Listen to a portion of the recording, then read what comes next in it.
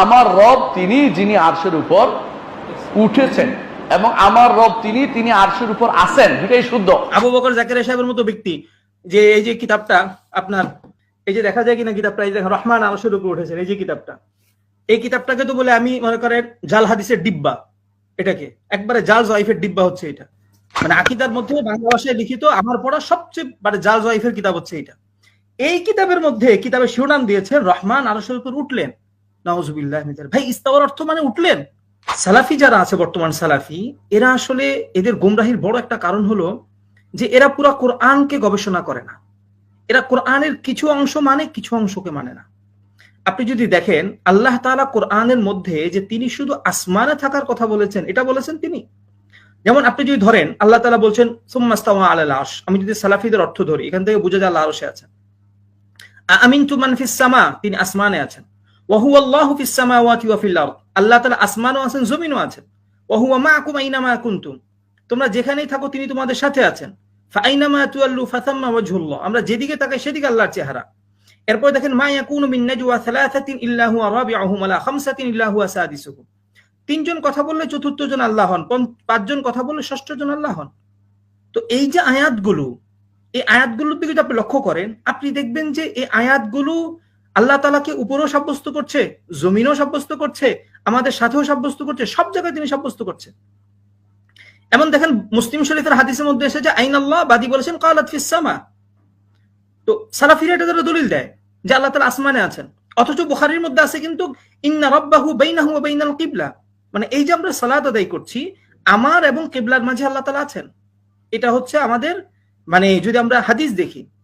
এখন দেখেন সালাফিরা দেখবেন যেটা করবে সেটা হলো তারা কোরআনের মধ্যে শুধু সুম্মা ইস্তাওয়া আলাল আরশটাই তারা দেখে, এছাড়া আর কোনো আয়াত তারা দেখে না।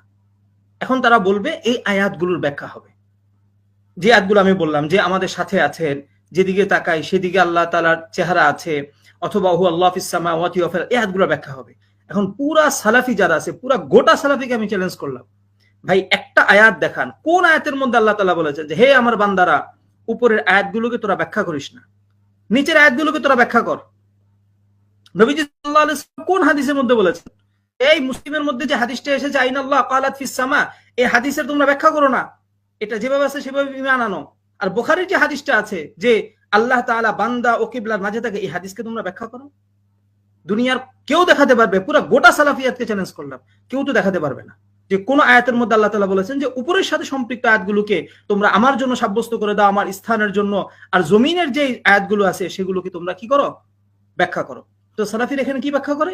আল্লাহ তাআলা সত্তাগতভাবে আরশে আছেন, কিন্তু আল্লাহ তাআলা জ্ঞানগতভাবে ক্ষমতাগতভাবে সব জায়গাতে তিনি আছেন। এই যে ব্যাখ্যাটা আপনি করছেন যে জাতান আলাল আরশি আর কুদরাতান ইলমান, তিনি সব জায়গাতে, এই যে আপনি ব্যাখ্যাটা করছেন, এই ব্যাখ্যাটা কোন আয়াত দ্বারা আপনি করছেন, কোন হাদিস দ্বারা আপনি ব্যাখ্যাটা করছেন? তো এই যে আমার সালাফি ভাই যারা আছেন এরা তো মনে করছে এদের মানে শেখরা এদেরকে সহিহ আকীদা দিচ্ছে। আসলে কি এদেরকে সহিহ আকীদা দিচ্ছে? এদেরকে সুস্পষ্ট একটা দেহবাদী আকীদা এদেরকে দিচ্ছে। এদের আকীদা দ্বারা বোঝা যায় আল্লাহ তাআলা পরিবর্তন হয়, নাউজুবিল্লাহি মিন যালিক। পরিবর্তন হলো মাখলুকের সিফাত। আবু বকর জাকারিয়া সাহেব এক আলোচনার মধ্যে বলছেন যে আল্লাহ তাআলা আরশ সৃষ্টির পূর্বে কোথায় ছিলেন আমি জানি না, এখন তিনি খবর দিয়েছেন তিনি আরশে আছেন। তো ভাই আল্লাহ তাআলাকে শুধু আরশে থাকার খবর দিয়েছেন, আর কোনো খবর দেননি? আল্লাহ তাআলা তো আমাদের সাথে থাকার খবরও দিয়েছেন, জমিনে থাকার খবরও দিয়েছেন, আসমানে থাকার খবরও দিয়েছেন। তা আপনি বাকিগুলো উল্লেখ করেন না কেন? তারা বলবে বাকিগুলোর ব্যাখ্যা হবে। তো বাকিগুলোর ব্যাখ্যা হবে আপনার দলিলে ব্যাখ্যা হবে না, এটা কোন আয়াতের মধ্যে আছে?